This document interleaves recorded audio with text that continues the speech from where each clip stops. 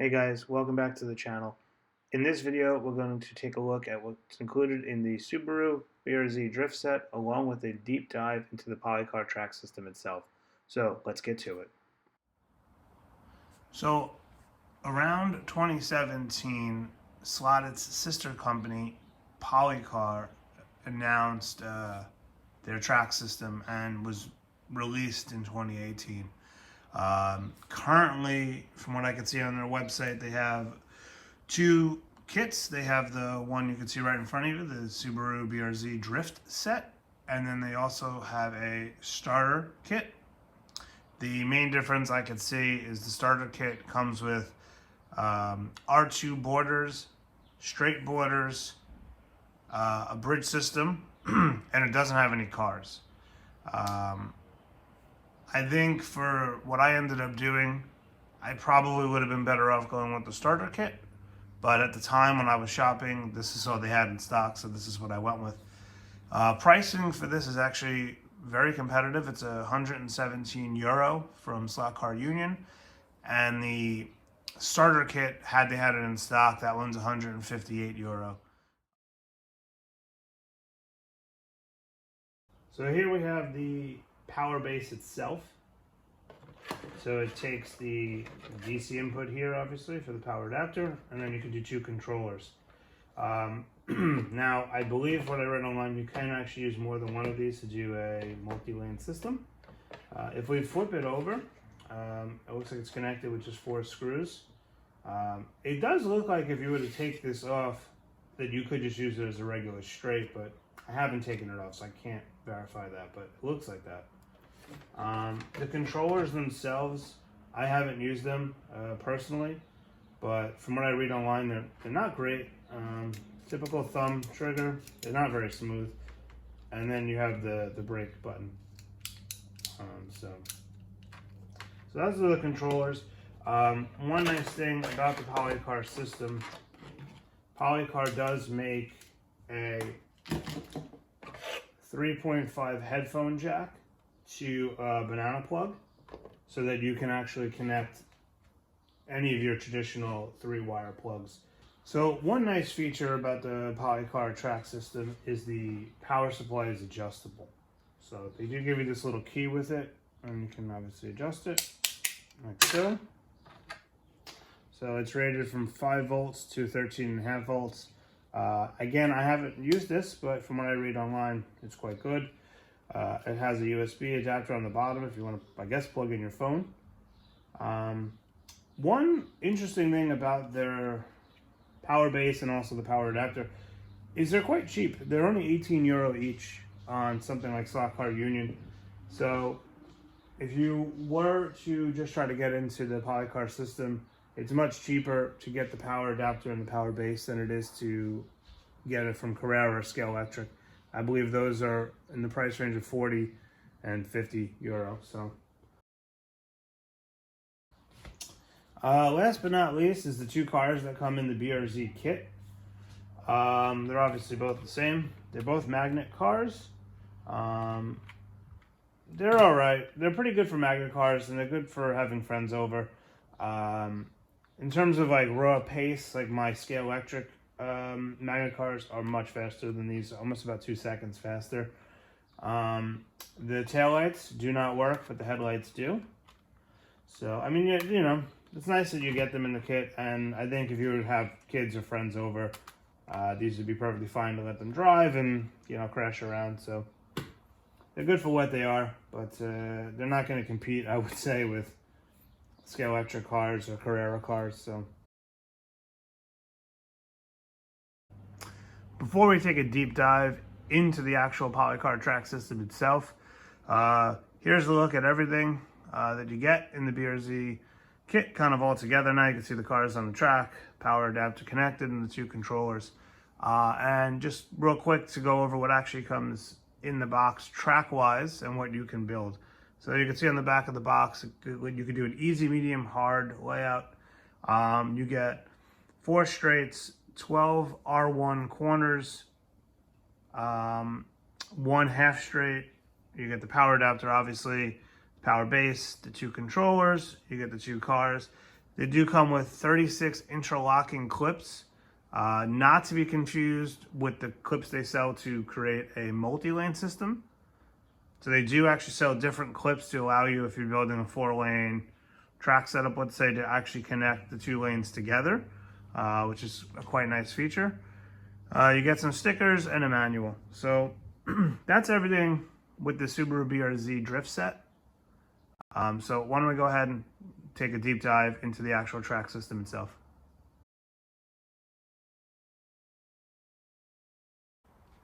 All right, so let's take a look at the straights here. We have 3 different sizes. So the top one is the biggest at 358, followed by the half straight at 179, and then we have the small straight here at 61.4. They all come in pack of 4s. Now there's not a lot to go over here with the straights, obviously, but I did want to briefly touch on the underside of them. So you can see here you have these 2 holes. Those are to connect a bridge system. The smaller straight does not have that, so this could not be used with the bridge system to create, like, you know, an overpass. And last but not least, the straights are also can be used basically to wire power to the track. So what I did to wire the track is basically I ran a wire through here and then through over here, and then if you look closer, there's like little tabs, and then I bent back the little tabs to hold it in place. The main reason for that is it's not really easy to solder to the stainless steel, so obviously that was much easier. And it seems to be working no problem. Some people have used the DS Racing Carrera booster leads. They'll slide right into here. So that is another option if you don't want to bend back these tabs. But I didn't have any issues with it, so that's what I did.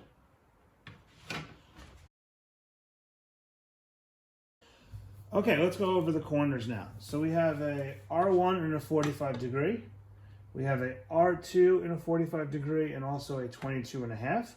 And then we have an R3 in a 22.5. They do make an R4 as well, but I don't have that. So I had pretty good luck, I feel, with the R1s and the R2s.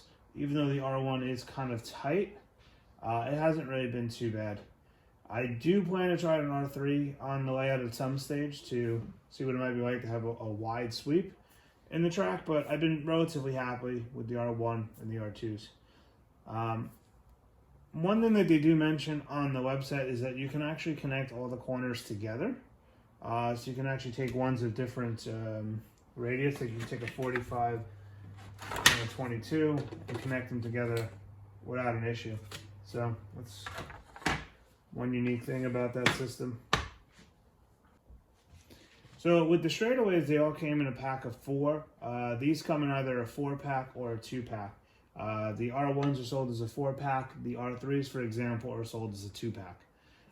And same for the R2s. You can get them either as a 4-pack or a 2-pack. So something to kind of keep in mind when you're shopping around. So again, not really too much to go over here. The undersides are the same as the straight. You can wire them for the track, and it has the 2 holes for the bridge system. So let's go ahead and move into the accessories now. So for the accessories, we have the Policar bridge system that they make, which comes in a piece of 4. We have the interlocking clips. Those are for connecting the track pieces together. We'll show those in a little bit. We have the guardrails. Then you have an outer border and an inner border. The piece and track in front of us is a R2. The way the R2 one works, if you look, is you can connect one inner and then one outer. So it's very simple. It just snaps in place like that. Like so. The track spacing, by the way, is 90 millimeters. And then the borders are 60 millimeters. So this is what a full piece of track looks like. One thing I just wanted to point out, with the R2, as you can see, it's using one inner border and one outer border. Not all pieces of track are like that. If you look at, for example, the R1, even though it looks the same, it actually ends up using 2 for the inner, 2 for inner, and then actually again 2 for the outer. So that's something to keep in mind. So like this one piece of track would technically need 4 pieces of border, whereas this one would only need 2 pieces of border. Let's go over the guardrail real quick. So the guardrail actually is not able to connect to the track. It has to connect to a border. So another thing to keep in mind. The guardrails are sold in a pack of 10.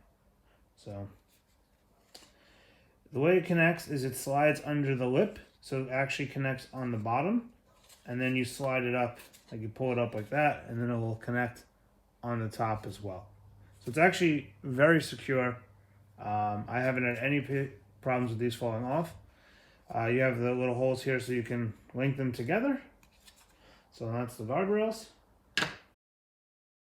For connecting the pieces of track, it's pretty much the same as I would say most systems. They just slide together like so. And make a nice strong connection. Now you don't need to use the clips, but I would highly recommend you do. So you have these clips that they sell, and they go just in between the little slots, like that. And then you just push them in. Let's close it up. Like so. So now the clips do have to go in first before you put a border.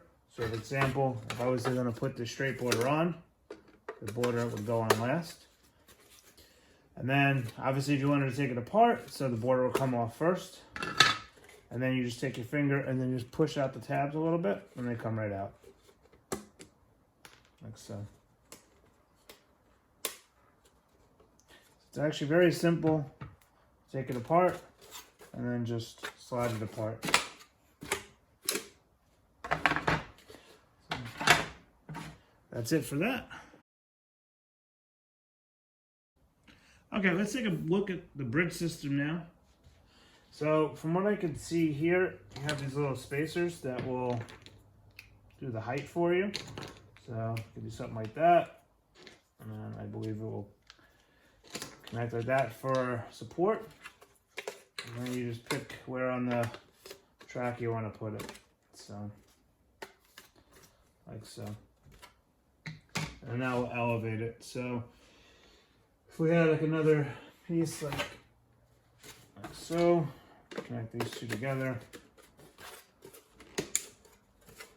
And we can then put